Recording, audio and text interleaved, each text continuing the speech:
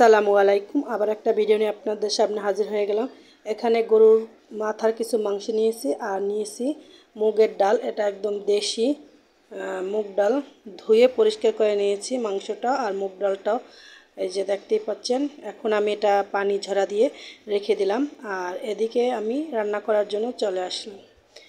কড়াইতে মাংসগুলো দিয়ে দিলাম, মাথার মাংসগুলো ধুয়ে পরিষ্কার করে সুন্দর করে এখন আমি কড়াইয়ের ভিতরে দিয়ে দিলাম। দিয়ে দেওয়ার পরে এখন আমি মশলাগুলো দিয়ে দেবো এক এক করে। এখানে এই মাংস দিয়ে আজকে মুগের ডাল রান্না করা হবে।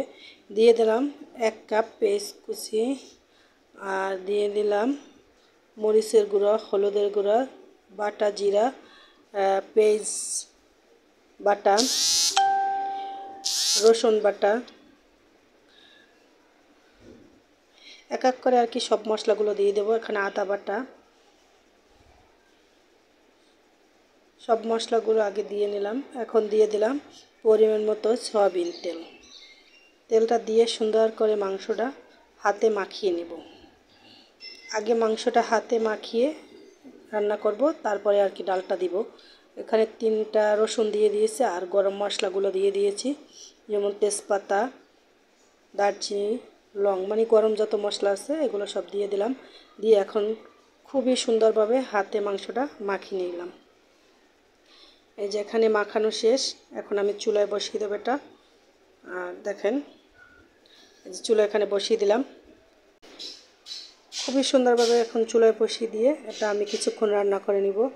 এই যে একদম কষানো হয়ে গেছে, দেখেন খুবই সুন্দর একটা কালার চলে আসছে। এখন আমি গরম পানি দিয়ে দেব মাংসটা সিদ্ধ করার জন্য। এই যে দেখেন 2 কাপ গরম পানি দিয়ে একটু নেড়ে চেড়ে মশলাগুলো মাংসের সাথে মিশিয়ে সুন্দর করে ঢাকনা দিয়ে ঢেকে আরও সিদ্ধ করে নিব। এই যে দেখেন এখানে মাংসটা একদম সিদ্ধ হয়ে গেছে আর সুন্দর একটা কালার চলে আসছে, তেলগুলো উপরে চলে আসছে। এখন আমি ডালগুলো দিয়ে দিলাম, ধুয়ে পরিষ্কার করে রাখা ডালগুলো দিয়ে এখন নেড়ে চেড়ে সুন্দর করে মাংসের সাথে মিশিয়ে নিব। এই যে মাংসের সাথে দেখেন মিশিয়ে নিচ্ছি। মাংসের সাথে মিশিয়ে নিয়ে তারপরে আমি ঢাকনা দিয়ে আবারও কিছুক্ষণ রান্না করে নেব। আর এটা কিন্তু রুটি, পরোটা এবং গরম ভাতের সাথে খেতে খুবই ভালো লাগে। যে দেখেন একদম পারফেক্টভাবে কষানো হয়ে গিয়েছে কিছুক্ষণ রান্না করার পরে। এখন আমি ঝোলের জন্য পানি দিলাম। এখানে যে পরিমাণ ঝোল রাখতে চান ওই পরিমাণ পানি দিবেন। যে দেখেন আমি আরও কিছুক্ষণ রান্না করে নিলাম। তারপর আমার ডালের কালারটা আপনারা দেখেন খুবই সুন্দর একটা কালার চলে আসছে।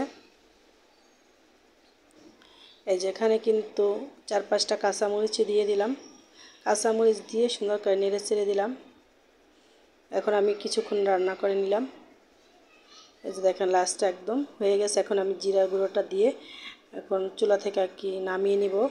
এই যে দেখেন একদম মাখা মাখা খুবই সুন্দর একটা কালার চলে আসছে। আর এখন আমার ভিডিওটা এ পর্যন্ত। আল্লাহ হাফেজ।